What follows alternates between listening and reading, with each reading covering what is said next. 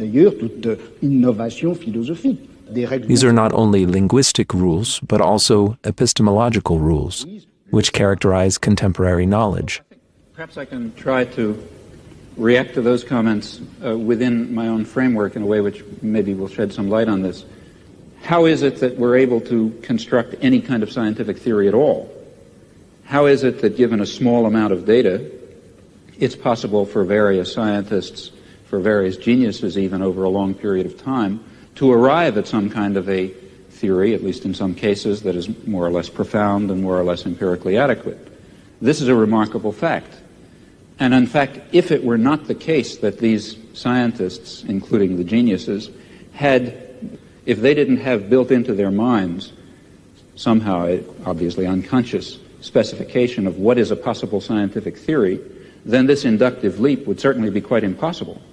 Just as if each child did not have built into his mind the concept of human language in a very natural way, in a very narrowing way, then the inductive leap from data to knowledge of a language would be impossible. So even though the process of, let's say, deriving knowledge of physics from data is far more complex, far more difficult for us, for organisms such as us, far more drawn out in time, requires intervention of genius and so on and so forth, nevertheless, in a certain sense, the achievement of discovering physical science, or biology or whatever you like, is based on something rather similar to the achievement of the normal child in discovering the structure of his language. That is, it must be achieved on the basis of an initial limitation, an initial restriction on the class of possible theories. And the fact that science converges and progresses, that itself shows us that such initial limitations and structures exist. That is, I don't think that scientific progress is simply a matter of accumulative addition of new knowledge and absorption of new theories and so on. Rather, I think it has this sort of jagged pattern that you described, forgetting certain problems and leaping to new theories and so on and so forth. And transforming the same knowledge. But I think that the explanation for that, so I think one can perhaps hazard an explanation for that fact. And oversimplifying grossly, I really don't mean what I'm now going to say literally. It's as if, as human beings, a particular biologically given organism, we have in our heads, to start with, a certain set of possible intellectual structures, possible sciences. Okay? Now, in the lucky event that some aspect of reality happens to have the character of one of these structures in our mind, then we have a science.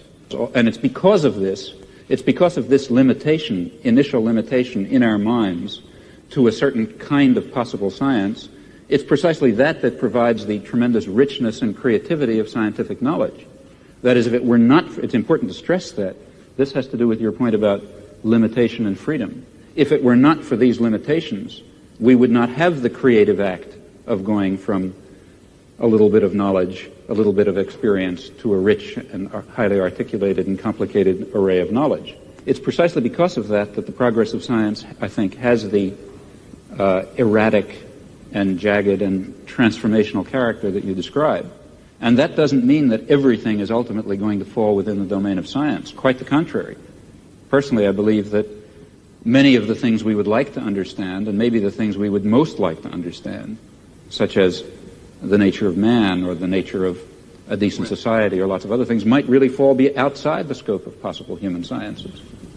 Well, I think we have now two questions out of this statement.